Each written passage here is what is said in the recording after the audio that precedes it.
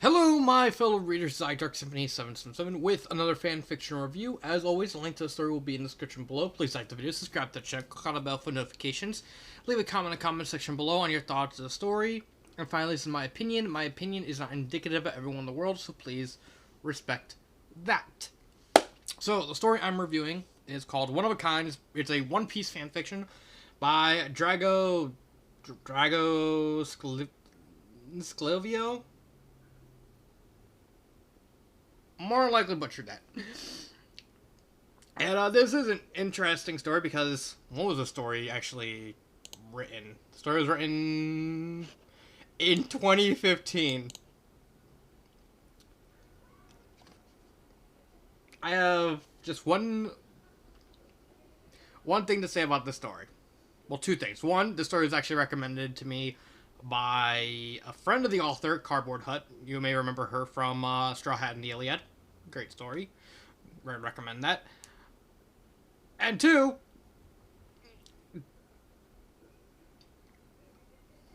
the author got really, really lucky with the whole devil fruits have soul. I want to actually talk about this before I get into the review because this is actually kind of important. A big part of this fan fiction, the specific fan fiction, is the fact that Zorro, well, the devil fruits have souls, and I actually laughed that off. It's like, oh, that's a neat idea. That heavily borrows from Bleach. I believe Bleach had the same idea with the Zanpakutos. I was like, oh, it's a good idea as long as it's executed fine. Just recently, like 2 weeks ago, they revealed that Zoans have souls. And I was literally dumbfounded. It's like, the lucky bastard. He somehow actually predicted that would happen. I'm so proud of him. Because it's one thing when a random theorist on YouTube gets like a theory and actually predicts something right. It's another thing when a fanfiction author predicts something and gets it right. And that's really cool. I really don't like the idea of devil fruits canonically having souls. Not a big fan of that, but because I honestly think that's more than relevant fanfiction. That's fine. With fanfiction, do whatever you want. But I honestly think with One Piece, that shouldn't be canon. But that's my opinion. I'd like to hear what you think of it. So let's actually go into the review. So the review actually starts with Chopper and Zorro getting captured by a group of Marines headed by this guy named Rosso. What was his name? I completely forgot what his name was.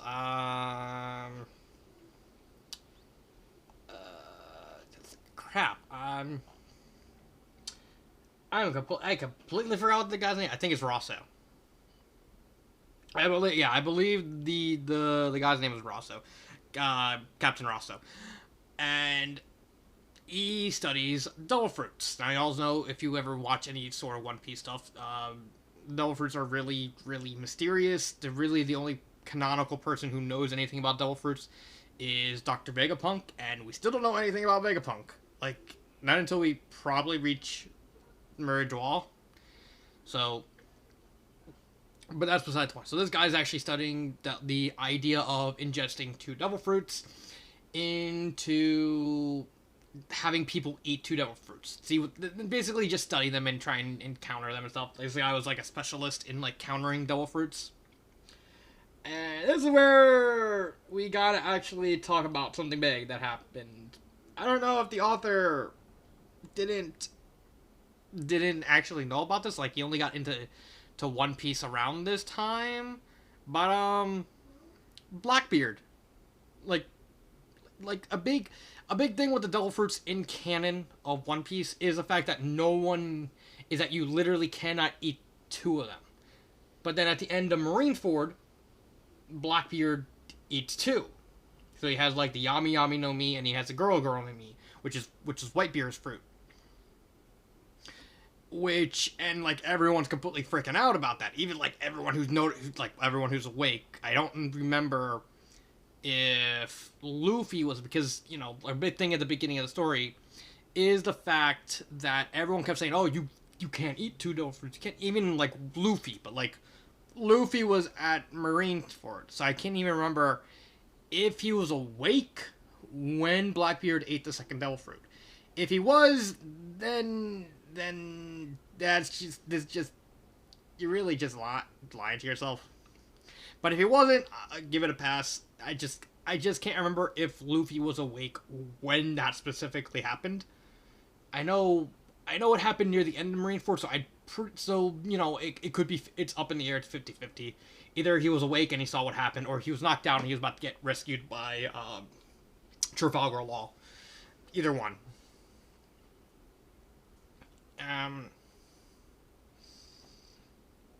But yeah, this guy. So yeah, Zorro is forced to eat two devil fruits, which was a cat devil fruit and a wind devil fruit.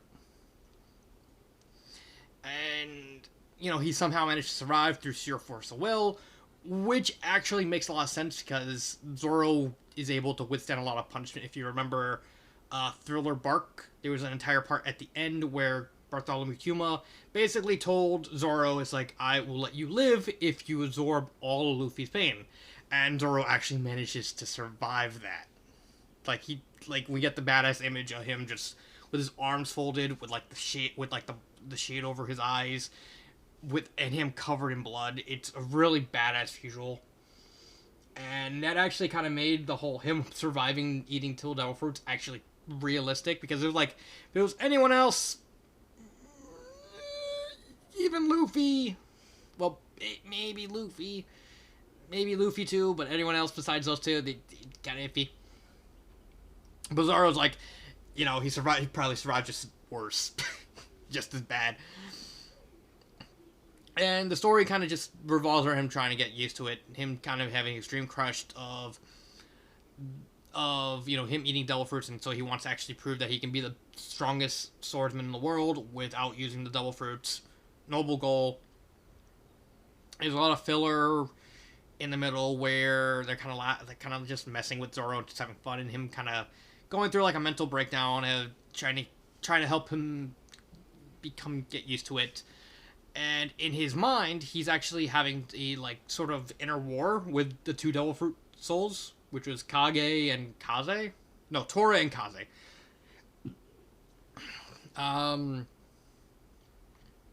With Kaze wanting to get out and take over Zoro's body and just basically destroy everything. And Torah's like, I'm a kitty cat. No. And that's all fine and dandy. Like, that's, for the most part, with that. With the middle part, it's just literally Zorro having freak out attacks and getting scared of not even like having the courage to hold up his swords and stuff like that, and trying to actually use his powers, and the rest of the Straw Hats trying to just cheer him up and try and help him all along the way. It's a very familiar thing. Family oriented. I don't know. And then Rosso finds out that Zorro is alive. Rosso wants to engage in more experiments, wondering, how did he survive? It's like, I gotta know all this. And so basically orchestrates this entire plan to kidnap Zorro again, to basically experiment on him and try and basically clone. Like, this whole plan is just basically give him the aspects of Zorro, give him the aspects of trying to figure out how Zorro works. Like, meanwhile, the Straw Hats actually chase after Zorro. The Marines under Rosso actually contact the Straw Hats, saying, kill our captain. Just kill him. It's like, and literally they're all just completely confused. Like, why? It's like, the guy is a madman. Even we can't take him anymore. It's like, and they're literally like, okay, they hurt Nakama. And basically he just kind of picks up, like, they manage to stop Rosso has, like, all these sea stone equipment to basically hold himself off against devil fruit users. They fight. Rosso gets beaten. Zorro manages to get Kaze out of his body through, like, a sort of meditation thing. Apparently, like there's actually a forbidden technique among the devil fruit users that can actually that certain users can actually push themselves, let themselves leave the body, but it has to be like someone who met it, who's like really in home with like the cosmos, i.e. through meditation, like what Zorro does a lot. Kaze leaves Zorro's body, possesses Rosso, and then basically Rosso just goes mad with power. Kaze takes over, and then we get like a hilarious scene where they beat up Rosso even using his own equipment, and then we got like a little trial thing where we're introduced to all the devil fruits, souls of the Straw Hats. And we got like a legitimately hilarious image with like Luffy arguing with his devil fruit user. Granted, we didn't know that Luffy was actually a Zoan. We thought he was a Paramecia. So like the whole image of like Luffy's devil fruit soul being like this old man actually kind of reminds me of Street Fighter's Oro. And then them just calling each other, insulting each other, and just getting into like a cartoony fight is actually really a hilarious image. And also Chopper's Devil Fruit Soul being like a dude, bro. Okay, it's a hilarious image. And they basically just punish the Kaze no Mi, saying that you gotta actually repent and stuff like that. And that's fine.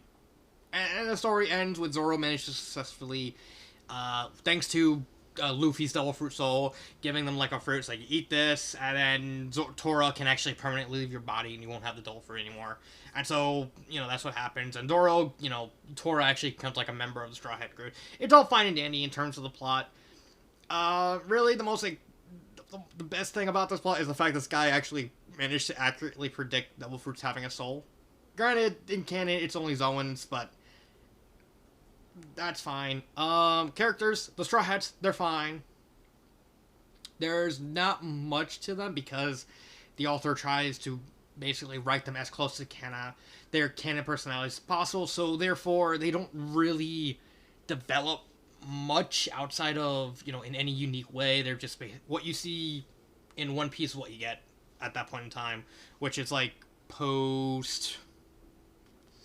have to say between, I think the story takes place between Punk Hazard and Dressrosa. I can't remember. It's either Punk Hazard and Dressrosa or Dressrosa and Zoe.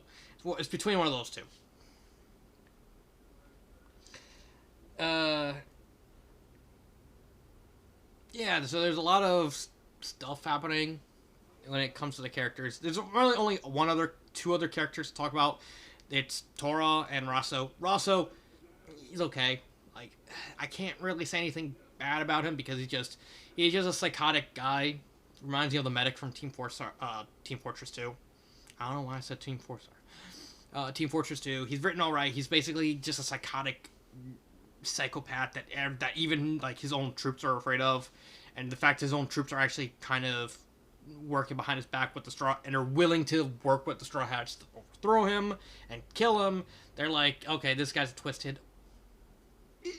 There's just not enough of him to really register to be threatening. Like, we get it.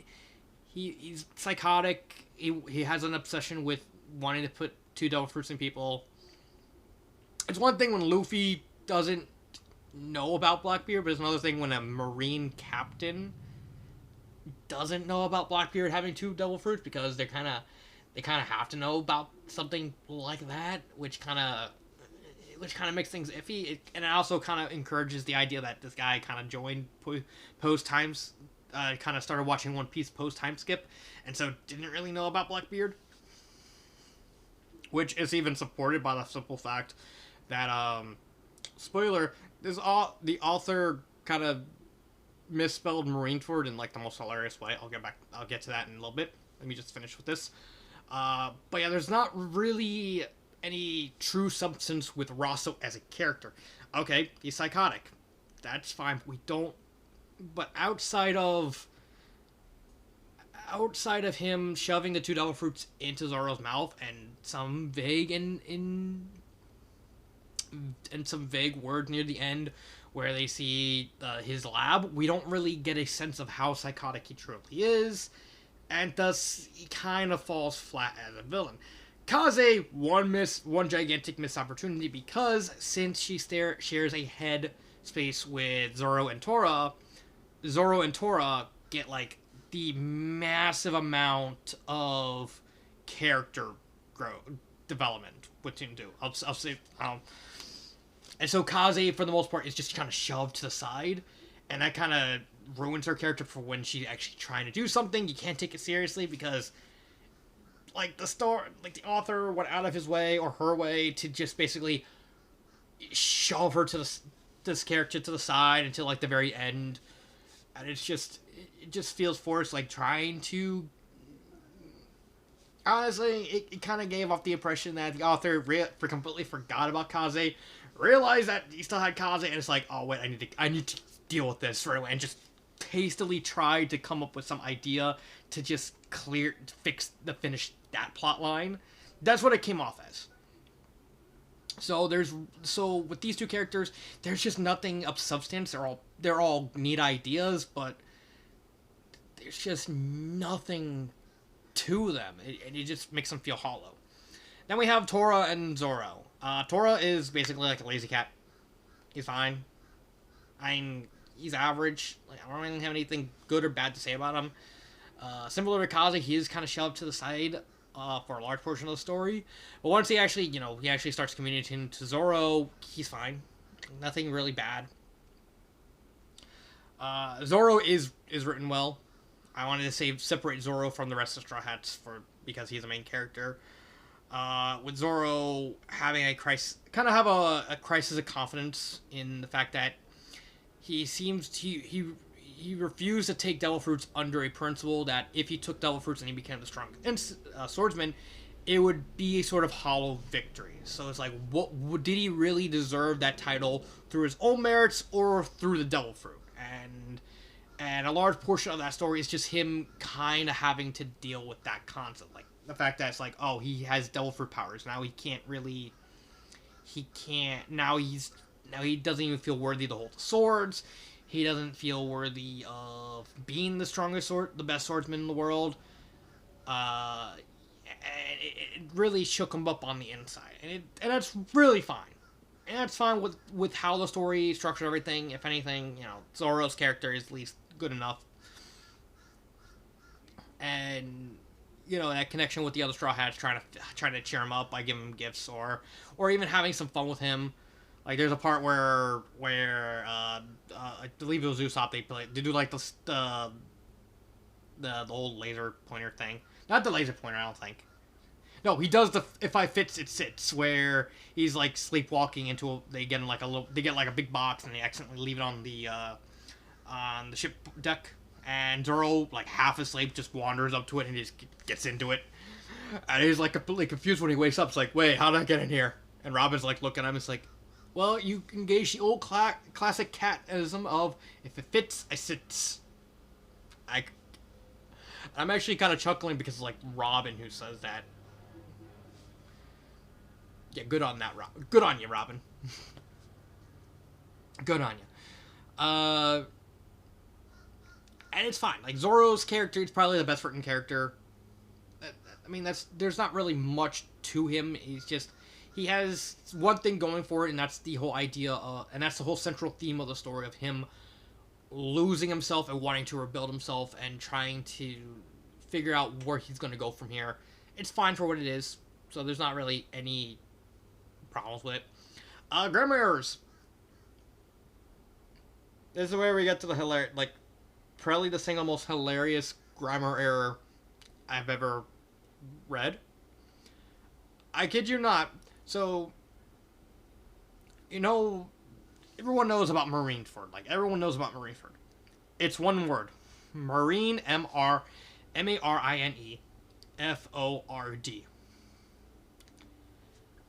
The author bungles up the name to such a hilarious degree that I don't even want it to be changed. He changed Marineford in one word, to Marine Fjord, in just two words. And I looked at it, and it's like, that is... And I literally stopped reading for about 5 seconds because I was laughing too hard at that. That is the most hilarious grammar error I've ever seen. And honestly, I don't want the author to change it. Leave it. Leave it. Leave it. Don't change it. But yeah, it's fine. It's fine for what it is. Like, other than Marine Fjord, no grammar errors. Pacing, it's very short pace. I think it's only like 60,000 words. Yeah, 90,000 words. And it's paced really, really fast. It does slow down a little bit, so that way we can kind of get used to Zorro being a Devil Fruit user. But it picks up at the end once the Marines meet up with the Straw Hats. So it's fast, a little fast, then slow down, then fast again. So it's a nice even balance. Story structure is fine. There's just nothing inherently wrong with it. And this is going to be a short one. But yeah, there's just not really a lot of substance. Because I'm actually... ignore me looking to the side. That's actually me looking at the story. There's not much in the way of substance. There's just... There's a lot of padding to it with the whole, with him trying to make Zorro do a lot of cat things. Like, Zorro's a dick. Like, he knocks something over, he gets in the box. I'm trying to remember if he does the laser pointer thing. He does a lot of cat things. He gets scared of going down the crow's nest. But yeah, that's about it. There's not really much to talk about. Would I recommend this story? That's a toughie, because this story is basically predicated exclusively on Zorro's character. And Zorro's character is good, but not great. He's good enough for the theming of what the author is trying to do with the story, but outside of that, there's just nothing that really stands out outside of the prediction that he guessed that Devil Fruits were going to have souls. But that's not really... But a prediction is not really enough, even though this is more of a hindsight thing than anything. Makes it really hard to whether or not to recommend it, because Zorro's character development is good enough to kind of push the story into recommending it, specifically just for Zorro's character arc. But everything else is just so bland. Like, there's just nothing really bad, but it's just everything's sort of like this just even milquetoast nothingness. Like, Rosso's all style, no substance. Kazi's all style, no substance. The whole plot is just revolve specifically around Zorro's character arc. All the characters revolve around Zorro's character arc. So... But it makes it really hard to decide which one to do. I would...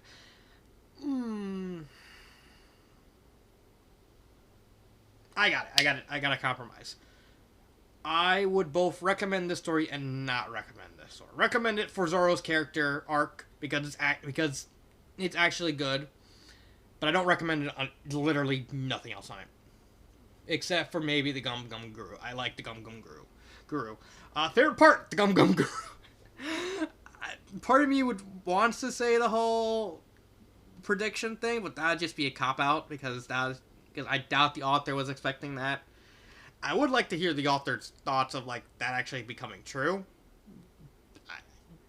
But I did like the Gum Gum Guru. I actually would like to see a separate story of just the Guru leaving Luffy's body for like a little bit, and then they just engage in like a contest to see who can annoy the other one the most. And you can actually do a lot of stuff with that since they're both made of rubber. You can do like a lot of Looney Tunes shenanigans. And actually, I would actually like to see that with like Guru and Luffy doing like like a lot of nods to like Looney Tunes.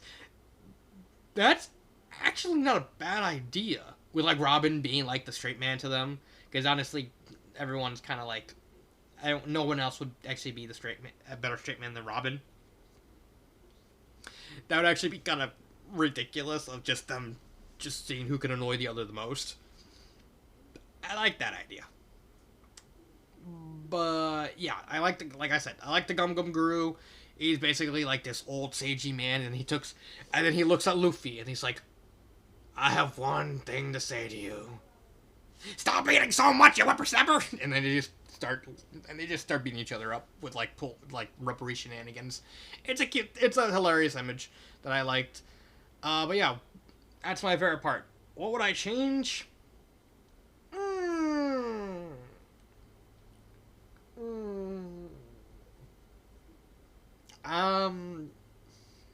What would I change? Because for one thing, I want to change. First off, I want to change the grammar error. Keep Marine Fjord. Feel hilarious. First thing I would change is the use of descriptors. Let me explain. Descriptors are a way to tell if in literature for a character to do a nonverbal action, so that way you can show them that they're doing the action. So for example, if you're reading a Zorro story and the author wants the show to the reader that Zorro is shrugging, the author would write Zorro saying something, and then Zorro said while shrugging. So it's like he's shrugging, or like just say. So with asking him, it's like, do you know where Luffy is? And Zorro said, and you would say Zorro shrugged, signifying I don't know. It's these little details that kind of breathe life into stories. The problem with this is when we're first introduced to Kazi and Torah, they're half hidden in shadow. So them doing like descriptors is fine. So, it's fine. But it's another thing when throughout the story when he's talking to them in their mind. Let me see. I actually gotta find it because I actually want to check. Actually, I want to check because I want to really.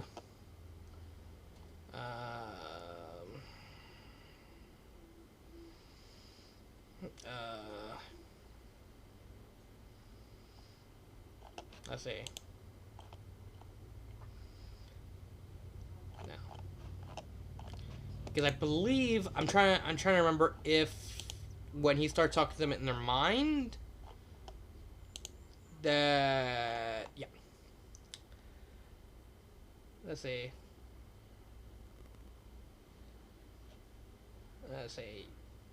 Yeah. Yeah, I was right. So. It's okay. So when we're first introduced to Torah and Kaze, they're half hidden in shadow. So that way, when the author puts in descriptors, it kind of makes sense. Granted, you can't really tell what they look like, and there are some details like like them showing the color of their eyes. If they're half hidden in shadows, don't show their eyes and stuff like that. It's another thing when Zorro is talking to them telepathically.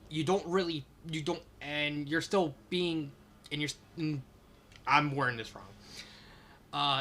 It's another thing when Zorro is talking to them through telepathy, and the author's still using descriptors for them, despite the fact at this point in time you literally can't see them.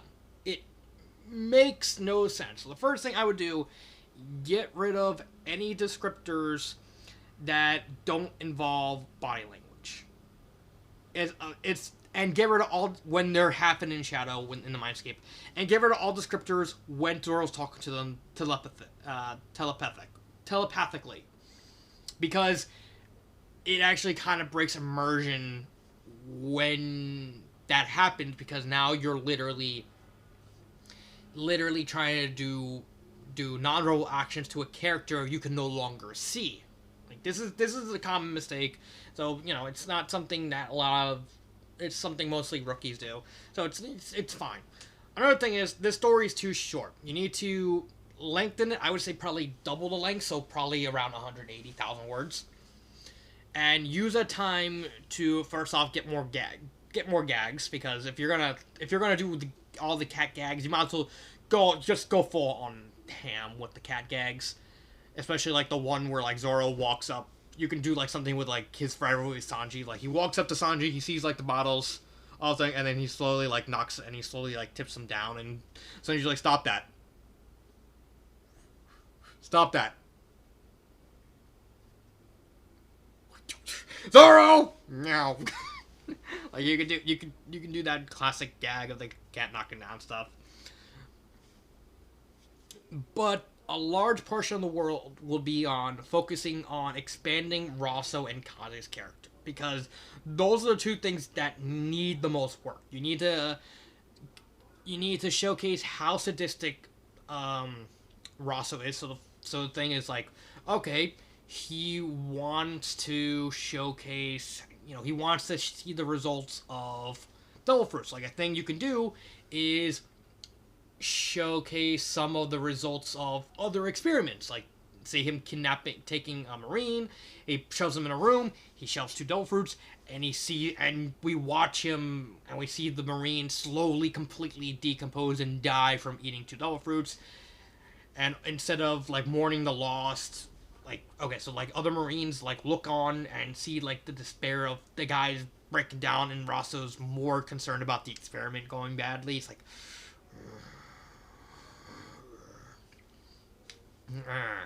get me more fruits. And, to showcase that. But with Kaze, you have to show her manipulative side. So you could have it like Torah. Probably the most obvious one with Kaze is just hide Kaze's true nature from Torah, because a lot of her character has to do with the fact that she would manipulate everyone and then take over their body, and then she would cause problems. And you could say like Torah being like more of a lazy guy. He wouldn't really know much about Kaze, because again, the sea is a big place, so you can't really. So it's feasible that Torah simply doesn't know how bad Kaze truly is. You can say you can use his lazy nature to just hide it, saying that they just constantly argue butt heads with Kaze, and you can also do a thing where Kaze's kind of bemoaning the fact, like, you're not really using my powers, you're just using the cat's powers. Like, well, I like being a cat. Wow. Kaze's Kaze's trying to butt heads with Torah, of trying to let Zorro use his, come on, you have wind powers. Use powers. But the best thing would be to position Kaze as a manipulative force. So, like you can, a sort of corrupting force. Like, so a big thing with Zorro's character is the fact, that he wants to be able to earn the title of greatest swordsman without the use of devil fruits. You can have Kaze represent the temptation of that, of Kaze saying like, oh, you can, what if Mihawk has a devil fruit? Because historically we don't really know if Mihawk has a devil fruit. It's more than likely it's pretty much confirmed that he doesn't, but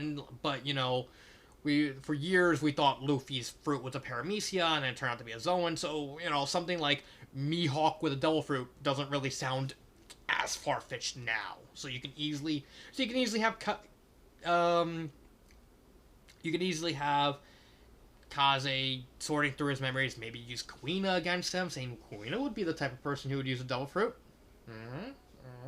Because you can use the idea of, well, the devil fruits are part of you, and if you get good enough, you can still learn it. Like, you bring up Mr. 1 with the fact that he had a devil fruit that turned his hands into swords.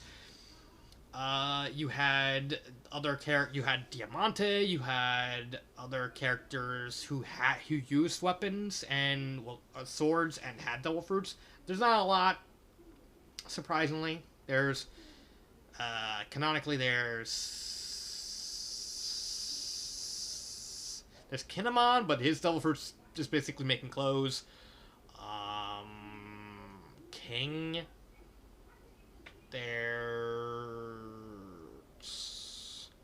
Trafalgar. And here's a couple. You can point to all these other devil fruits. Like they use devil fruit, but they're swordsmen. Like you can even and like I said, an easy one would be just say that what if Hulk has a devil fruit? How Kaze be that creeping influence, kind of slowly wearing on Zorro, and Torah trying to basically act as the opposite influence. Like you have the integrity, you have God, you have trust. It's like I'm not gonna get in your way of letting you become the devil fruit. I mean, the greatest swordsman. Yeah. You're being lazy. No, I'm a cat. Like there's a lot with Kaze's character you can do. But it's just the whole corrupting influence would probably be the best way to do it. Like I said, the story can be something good. It's just you just need to expand on Rosto and Kaze. That's really it, and maybe add some more gags, and maybe add some more him connecting to each character each of the Straw Hats individually. Like he has a little thing with Chopper. That's fine. I like the thing with Chopper and with Sanji, but he doesn't really connect with the other Straw Hats. Like, despite the fact that the author said he's trying to do like a whole family thing, the fact that the story focused more on Zoro's pairing with Chopper and Sanji, and kind of leaves the other Straw Hats shafted. So, maybe have more time of Zorro, talking to and getting help from the other Straw Hats. There was a little thing with Luffy with a fight, but that was like very short term and didn't really. I just think it would maybe more with Luffy. But yeah, that's it.